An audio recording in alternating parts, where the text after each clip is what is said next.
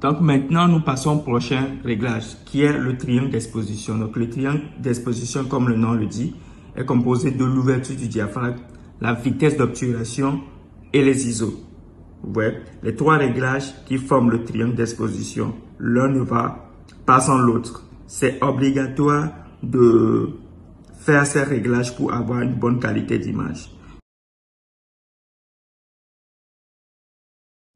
C'est quoi l'ouverture du diaphragme? C'est juste la quantité de lumière qui entre dans notre capteur et elle représente des chiffres tels que F bar 1.4, F bar 4, F bar 5.6, F bar 8, etc. Donc très rapidement, de manière pratique, je vais vous montrer ici sur notre caméra Canon 500D comment la régler. Déjà, on l'allume, vous voyez déjà l'interface ici. Quand on tient notre caméra Canon et quand on voit notre menu ici, vous allez remarquer que déjà, quand je commence par appuyer sur ces paillettes, elle me conduit à autre chose.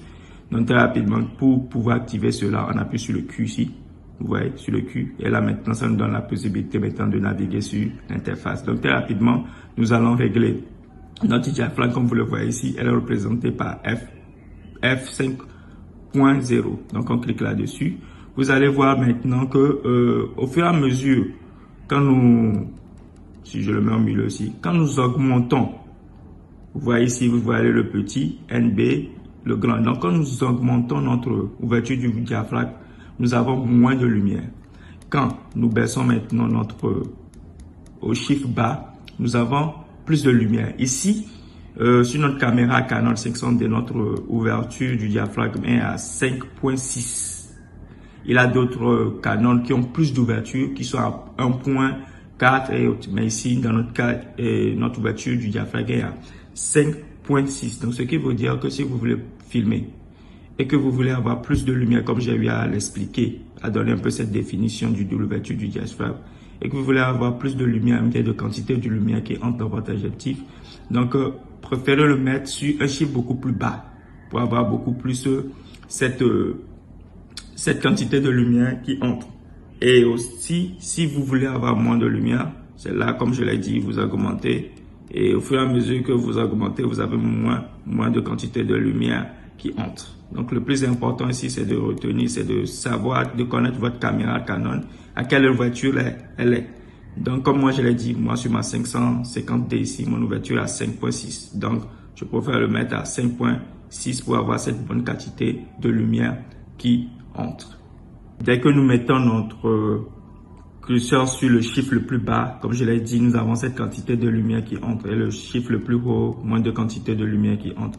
Donc, non seulement ça aussi, quand nous avons aussi notre ouverture du diaphragme qui a un chiffre moins élevé comme ceci, elle nous permet aussi d'avoir ce flou d'arrière-plan. Souvent, nous le voyons en cinéma. Nous le voyons beaucoup plus aussi dans les films. Ces personnages qui parlent et derrière, nous avons ces flous d'arrière-plan. Donc, elle nous permet aussi d'avoir ces jolis flous d'arrière-plan là. Donc, voilà pourquoi il est très important de régler notre ouverture du diaphragme. Vous voyez? Donc, voilà. Donc, c'est quoi la vitesse d'obturation?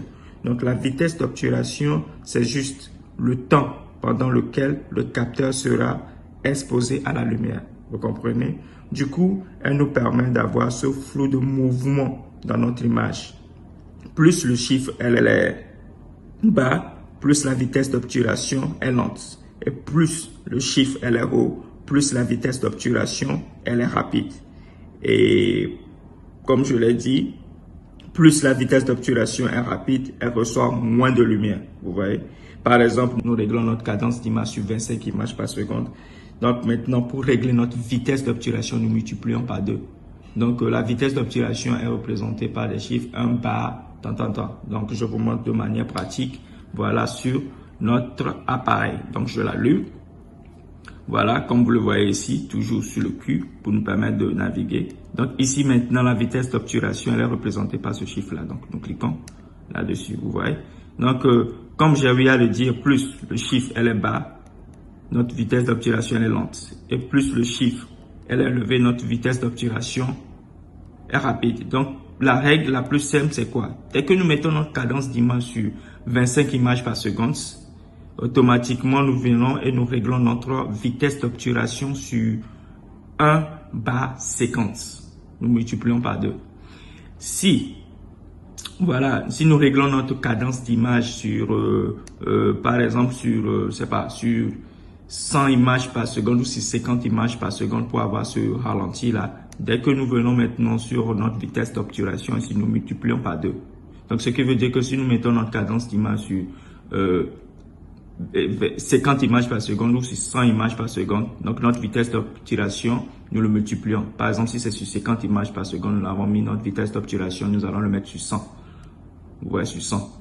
Si c'est sur 1, si nous avons mis notre cadence d'image sur 100 images par seconde pour avoir ces ralentis là, nous le mettons, nous multiplions par 2, vous voyez. Donc très rapidement. Et ça nous permet, comme je l'ai dit ici, d'avoir ce flux de mouvement naturel que nous avons. Donc c'est des flux de mouvement dès que nous remarquons, par exemple, dans des clips, il arrive d'avoir de très bons flux de mouvement. Donc c'est la vitesse d'obturation. C'est par exemple si vous voyez dans des clips où la vidéo est un peu de manière saccadée, d'une manière sûrement que la vitesse d'obturation a été dans un chiffre très bas, moins que 1/50. Et ça fait que dans l'image, c'est d'une manière un peu log, ça saccade, ça a des grains d'une manière. Bon, ça aussi, ça dépend aussi d'avoir ce style-là. Mais ça dépend aussi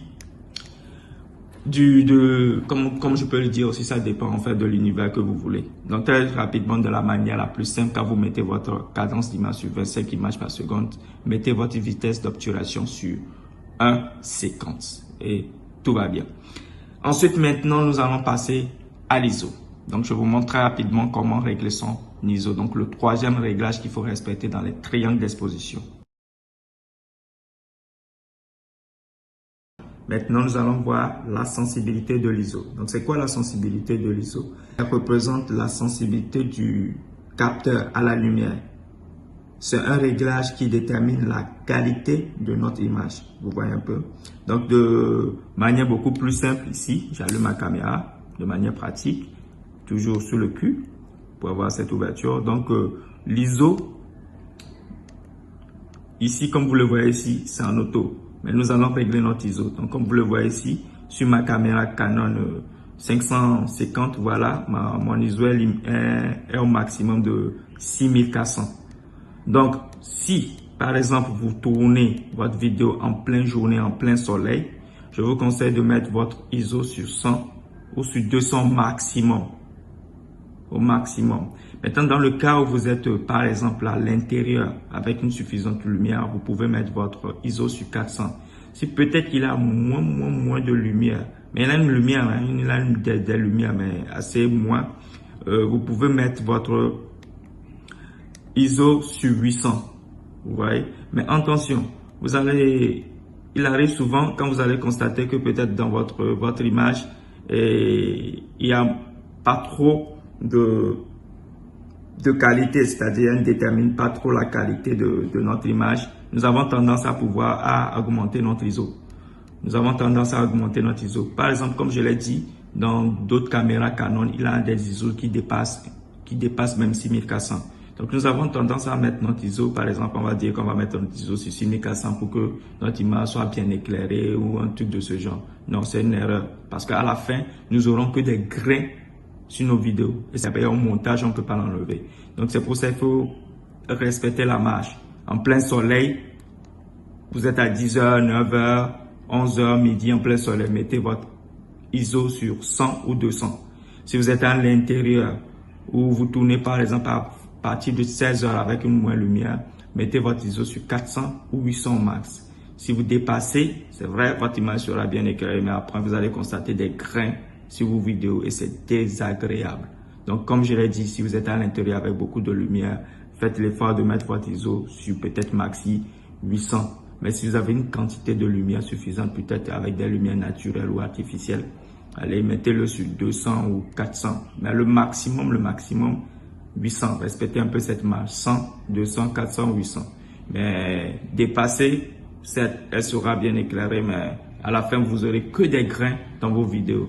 Donc voilà comment aussi il faut régler son ISO. Donc, vous voyez un peu tout ce qui concerne ces réglages très importants qu'il faut savoir. Déjà d'abord, comme je l'ai dit, si vous voulez régler tout cela, c'est-à-dire le triangle d'exposition. Faites aussi l'effort d'avoir votre menu ici sur manuel.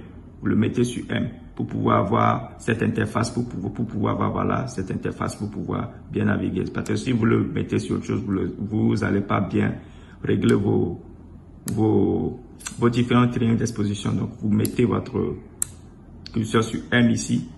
Et voilà, pour avoir maintenant cela. Donc, vous appuyez sur Q pour pouvoir maintenant naviguer sur tout ça. Donc, comme vous le voyez ici, au coin ici, c'est sur manuel. Donc, ça me permet de pouvoir gérer tout ce que je suis en train de faire comme réglage. D'accord? Donc, je mets toujours ces 50 ici. Donc, on valide.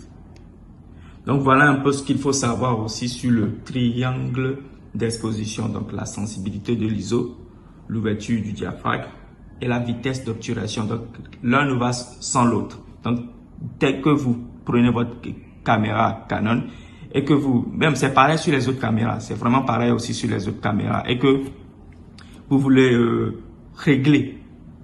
faire vos réglages, respecter la cadence d'image qui est sur 25 images par seconde. Vous voyez le système vidéo qui est sur PAL, bien sûr, à moins que vous êtes aux États-Unis et vous mettez sur NTSC, voilà. Mais dans notre cas, on le met sur PAL, cadence d'image, 25 images par seconde. Maintenant, au niveau des triangles d'exposition, vous respectez l'ouverture du diaphragme, vous respectez la sensibilité de l'ISO et vous respectez la vitesse d'obturation.